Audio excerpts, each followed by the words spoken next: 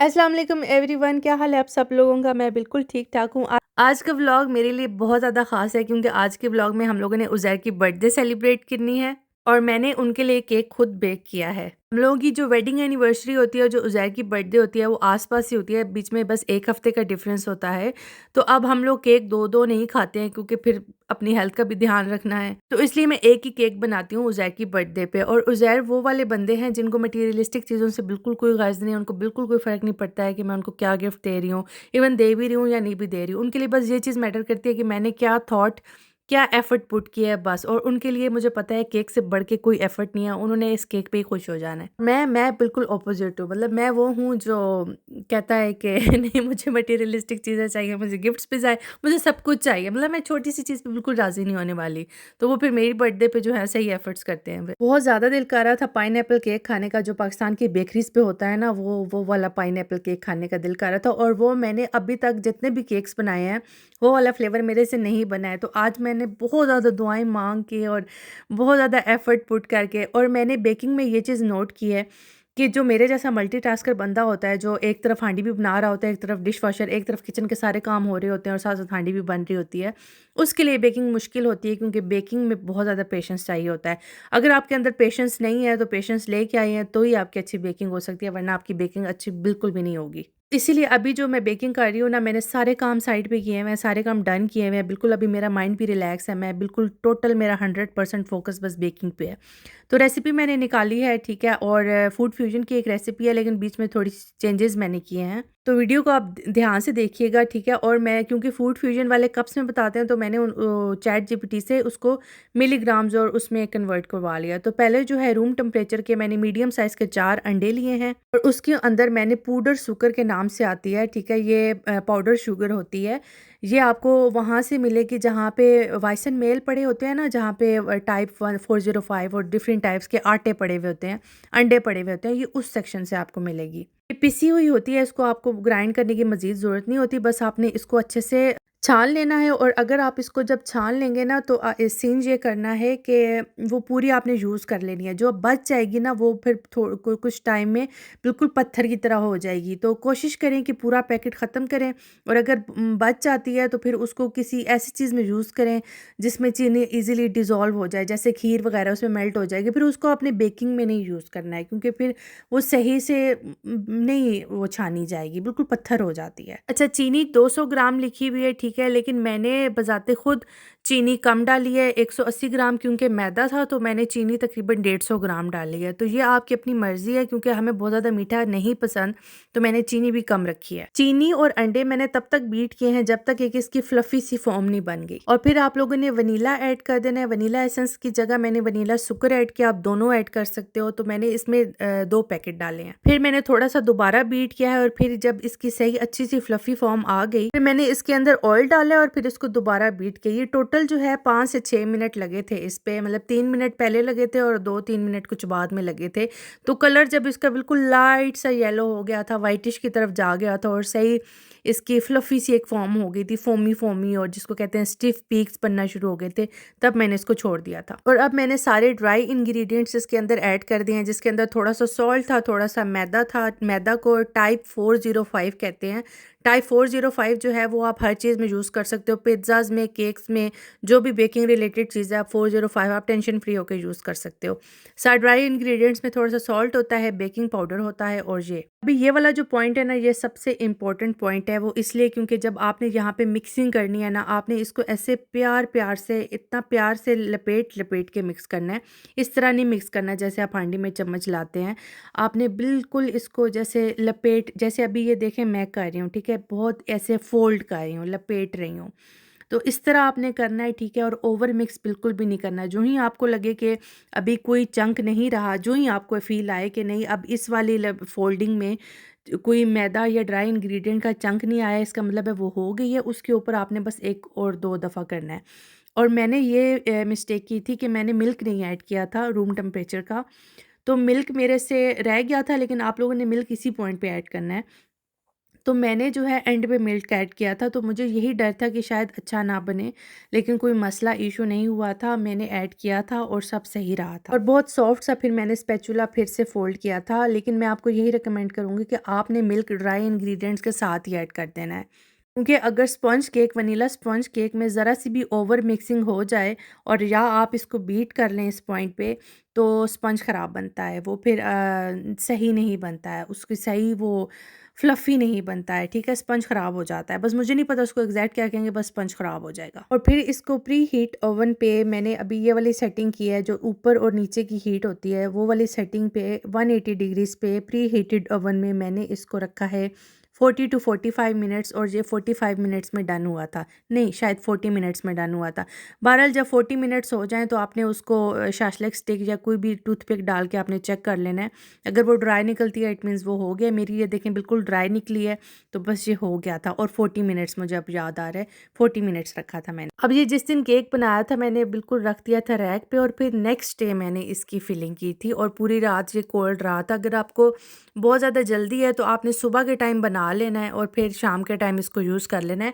बस मकसद ये है कि ये बिल्कुल कूल रूम टेम्परेचर पे आ गया हुआ हो। और जितने भी स्टेप्स होते हैं ना, वो बस आपने बहुत प्यार प्यार से करने होते हैं, बिल्कुल सॉफ्टली डील करना होता है इसके साथ। अगर आप ज़रा सी भी जल्दबाजी करेंगे तो स्पंज टूट जाएगा। आपने कैन वाले पाइनएप्पल्स ले लें या फ्रेश पाइनएप्पल्स ले लें। अगर आप कैन वाले पाइनएप्पल्स ले लें तो वो याद रखें बहुत ज़्यादा जूसी होता है, तो जो आपने ऊपर की लेयर में डालना है ना, जो प्रॉपर फाइनल जो डेकोर होता है उसकी बात कर रही हूँ, उसके लिए जो पाइनएप्पल आपको चाहिए वो अपने अच्छे से उसका पानी ड्राई कर लेना है, क्योंकि अगर श्लाग्स आने या जो फ्रॉस्टिंग होती है उसमें पानी पड़ गया तो फ्रॉस्टिंग ख़राब हो सकती है, मेल्ट हो सकती है। और जो दरमियान की फिलिंग आपने करनी है ना पाइनएप्पल्स की, वो आपने इस तरह बारीक बारीक पाइनएप्पल्स काट लेने हैं, ताकि जो स्पंज की एक दूसरे की लेयर है ना वो प्रॉपर बने, और बीच में अगर आपने मोटा पीस डाल दिया तो फिर मसला हो जाएगा। आपकी अपनी मर्ज़ी है, अगर आपने स्पंज को सोक करने के लिए शुगर सिरप लेना है या जूस लेना है, लेकिन मैंने दूध लिया है।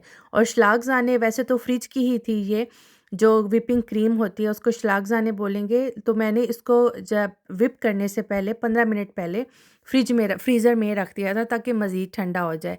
इस तरीके से फिर मुझे आइस की ज़रूरत नहीं पड़ती है। और ये जो बेकिंग क्या कहते हैं उसको, मोल्ड था मेरा, वो 20 सेंटीमीटर यानी 8 इंचेस ऑलमोस्ट था, तो उसकी ये जो है 3 लेयर्स आराम से बन गई थी। अगर आपका बड़ा है 28 सेंटीमीटर वाला है या 26 सेंटीमीटर वाला है तो फिर आपने 2 लेयर्स ही बनानी है, फिर आपने 3 नहीं बनानी है। अब जो श्लाग्ज़ाने विप करनी है वो उस जिस बॉल में आपने विप करनी है, मेक श्योर कि वो बिल्कुल 100% ड्राई हो। और केक का साइज़ मैंने आपको बताया हुआ है कि वो 20 सेंटीमीटर है, तो उसके लिए मैंने 500 ग्राम श्लाग्ज़ाने लिए है और उसके अंदर मैंने 4 जो है वनीला शुगर के पैकेट ऐड किए हैं और 2 जानिश टीफ के ऐड किए हैं। जानिश टीफ आपको किसी भी मार्केट से मिल जाएगी। इसका पर्पस ये होता है कि विपिंग क्रीम बहुत स्टेबल बनती है, और जो वीगान जानिश टीफ है वो अल्डी से मिलती है। अब इस सब को मैंने तब तक विप कर लिया है जब तक ये पूरी प्रॉपर इसके स्टिफ पीक्स नहीं बन गए। और इसका तरीका चेक करने का ये होता है कि बॉल को आप उल्टा करें तो क्रीम जो है वो नीचे नहीं गिरनी चाहिए, बिल्कुल स्टेबल हो अपनी जगह पे। इसका ये मतलब होता है कि वो डन हो गया है। तो जब ऐसा महसूस होने लगे तो आप ना बार बार चेक किया करें, जैसे मैंने अभी यहाँ पे किया है, बार बार मैंने उसको चेक किया है। मुझे लगा कि नहीं अभी थोड़ा नीचे जल्दी आ जाएगी, तो उसके फ़ौरन बाद ही फिर मैंने थोड़ा सा और 15 से 20 सेकेंड्स और फिर बीट किया।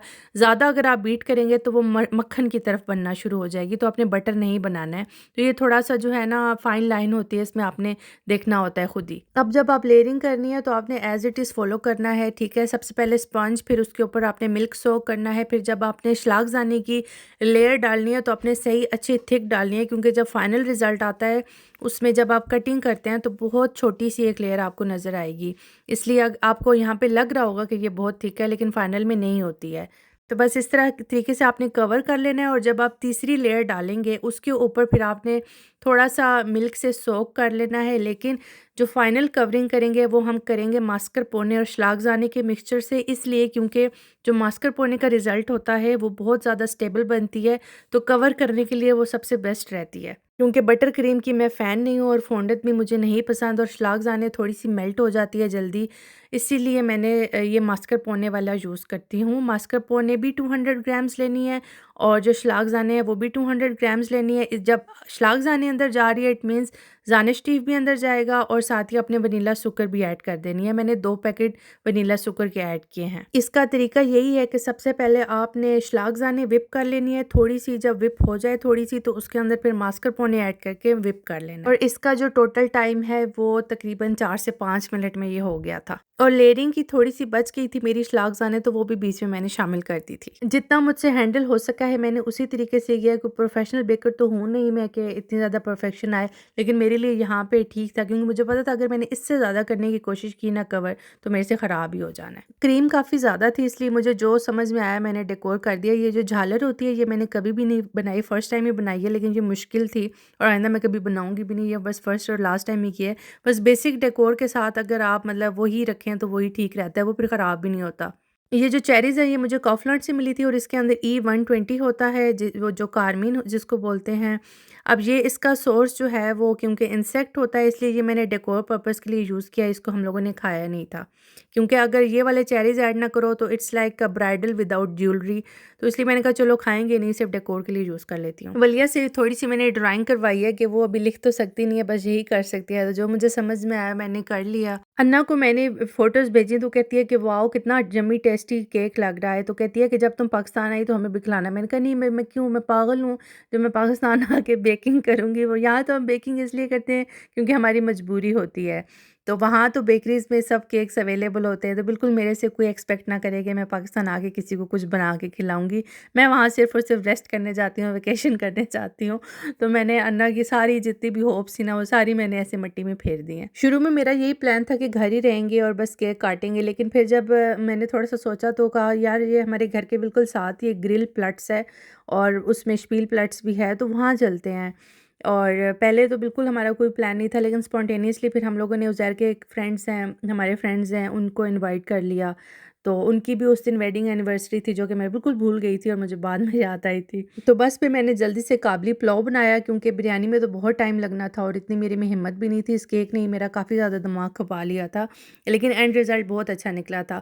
और एक चीज़ का ख़ास ख्याल रखेंगे, जो पाइनएप्पल केक होता है उसका स्पंज इतना फ्लफ़ी और सॉफ्ट होता है, और क्रीम और पाइनएप्पल जूस की वजह से वो सोकिंग उसकी थोड़ी सी डिफरेंट होती है, तो वो काफ़ी डेलिकेट होता है, उसको ध्यान से हैंडल करना पड़ता है। चिकन का काबली पुलाव बना रही हूँ, ये मैंने अपनी फ्रेंड से सीखा था, वो अफ़गानी पर्शियन थी और सीखा तो उससे था, लेकिन बीच में थोड़ी सी रेसिपी मैंने कुछ अपनी देसी बीच में डाल दी है। बहरहाल सीन ये होता है कि जितने भी ये होते हैं ना मेवे शेवे और गाजरें, इनको आपने बटर में फ्राई करना होता है और एलुमिनियम फॉइल में लपेट देना होता है, और एंड पे जो है जब आप दम देने लगते हो तो फिर आपने ये एलुमिनियम फॉइल्स बिछा देनी होती हैं और फिर एंड पे आप सर्विंग करते हो। साथ थोड़ा सा मैंने सैलड बना लिया था और थोड़ा सा आलू वाला रायता बना लिया था, बस ये 2 चीज़ें थी और केक था। और फिर मैंने सामान थोड़ा सा बांधा, गाड़ी में रखा और फिर हम निकल पड़े। मैंने अपनी तस्वीरें सेल्फियाँ बनाना छोड़ दी थी, इतना बड़ा मुंह आता है मेरा। तो जब से मैंने स्नैपचैट दोबारा रीइंस्टॉल की है और उसमें मैं अब तस्वीरें बनाती हूँ अपनी, इतनी मैं सोहनी लगती हूँ, दिल खुश हो जाता है। जी ओके। खैर वैसे ये फिल्टर मुझे बहुत पसंद है,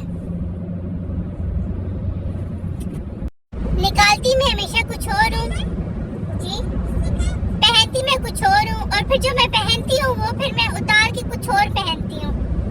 मतलब कौन कौन मेरी तरह पागल है? Please tell me I am not alone, because मैंने अपने बाबू को बताना है कि मैं अकेली नहीं हूँ। बर्थडे थी भी वीकडेज़ पे, तो बस हम लोगों का यही था कि बस 8 बजे से पहले किसी तरीके से फ्री होना है, और हम लोग 5:30 बजे तकरीबन आ गए थे यहाँ पे। जब तक हम लोगों ने अपने फ्रेंड्स का वेट किया, वलिया ने जितने झूले लेने थे ले लिए। नॉर्मली वीकडेज़ में भी यहाँ पे काफ़ी लोग होते हैं और वीकेंड्स पे तो इतना रश होता है कि पार्किंग पूरी भरी हुई होती है, क्योंकि जब से थोड़ा बहुत समर स्टार्ट हुआ है लोग इस मौसम में ग्रिल बहुत शौक से करते हैं। लेकिन जो अभी का वेदर था वो ऐसा था कि जैसे थोड़ी-थोड़ी विंडी था ना, हवा चल रही थी, तो जर्मन्स को ये वाला वेदर नहीं पसंद होता, क्योंकि पूरा सनी नहीं था, इसलिए रश भी अभी कम था, बल्कि कोई था ही नहीं, 1-2 फैमिलीज़ ही थी बस। तो हमारे लिए तो बोनस सीन था, क्योंकि हम लोगों ने सही फिर खुल के एंजॉय कर लिया था।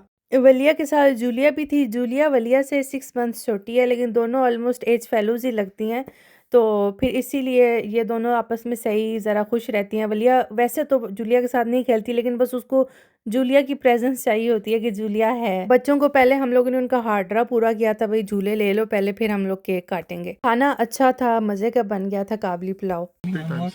One more. So 4 plates. Thank you, Shiza.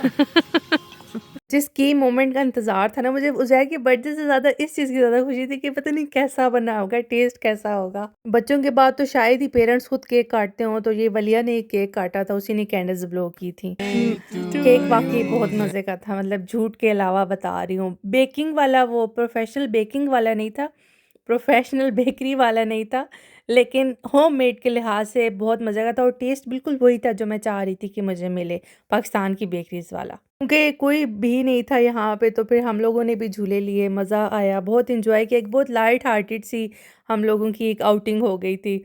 और ज़िप लाइन मैंने भी फर्स्ट टाइम ट्राई की थी। है तो बच्चों की, लेकिन मैंने देखा है बड़े भी ले रहे होते हैं, तो मेरा बड़ा मज़ा आया था मुझे।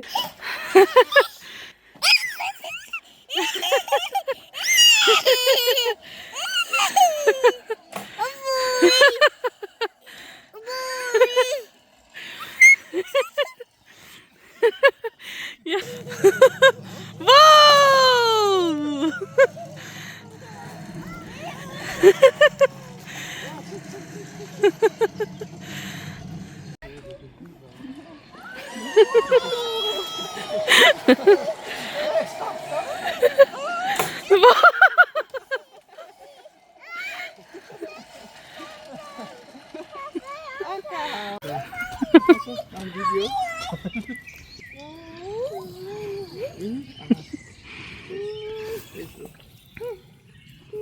जी 8:45 हो गया है, वलिया सुबह नहीं उठेगी।